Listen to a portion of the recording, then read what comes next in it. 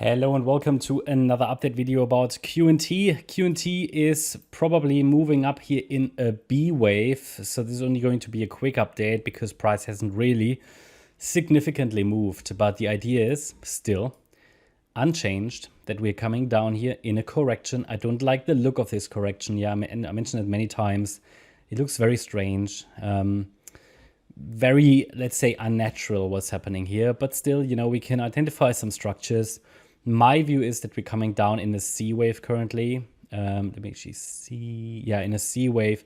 And within the C wave, we have 5 waves. 1, 2, 3. Yeah, wave 3 probably bottomed here on the 16th of August. We're likely moving up in a 4th wave. Or we were moving up in a 4th wave here to around about $106. And now we're coming down in the 5th wave because this is an ending diagonal. The 5th wave is a 3-wave move. We're dealing within diagonals, yeah, with 5 waves, for example, in a C wave. But each of those waves is a 3-wave structure. So that means the wave 5, yeah, of that diagonal has to be an ABC structure or corrective structure. And in that wave 5, yeah, we have an ABC and we might be in the B wave right now. So that would explain the small rally. A C wave down should happen next. And I'm watching potential support at the descending trend line. That would be around $90. And below that level, we have that $80 level as key support. Yeah.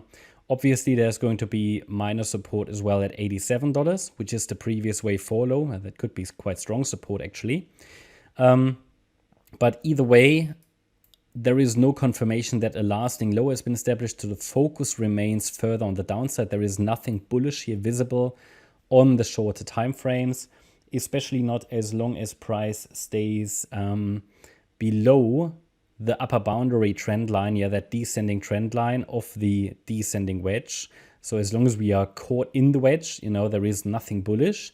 And also we've got resistance at $111.50, and above that we have this structural resistance level here at around $120. So a break above 120 would be, I think, a really good signal that a lasting low has been established. But until then, the focus is further on the downside. It takes a 5-wave move above initial resistance followed by a 3-wave pullback to indicate that a lasting low has been established. I will start to look for bottoming structures after the next low again. This here was nothing, so after this low, we were still expecting another one. I still think we should get one based on this wave count. What I cannot rule out is that the wave 4 extends a little higher. Yeah, that is of course possible as long as we stay below $111.50 resistance. But either way, it should ideally get one more low. With that one more low, then it has a chance to create another impulse to the upside. Because from here, that's not possible. This is not a 5-wave move. It's only a 3-wave move. So it could just be something corrective and it can't turn into an impulse, okay? So the focus remains further on the downside. The $80 level is going to be key support.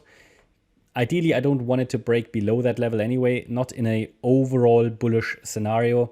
I will start to track much more bearish scenarios below $80 because a sustained break below the 78.6 fib level is never good for a coin, not in a wave 2. If it's a short-term break and then a quick recovery, it has always a chance, but it is not really good for the sentiment around a coin. That's my update about QNT. I hope you liked the update. If you did, please hit the like button, leave a comment and subscribe. And if you really like the content, then please check out the channel membership. Thanks a lot for watching. Bye-bye.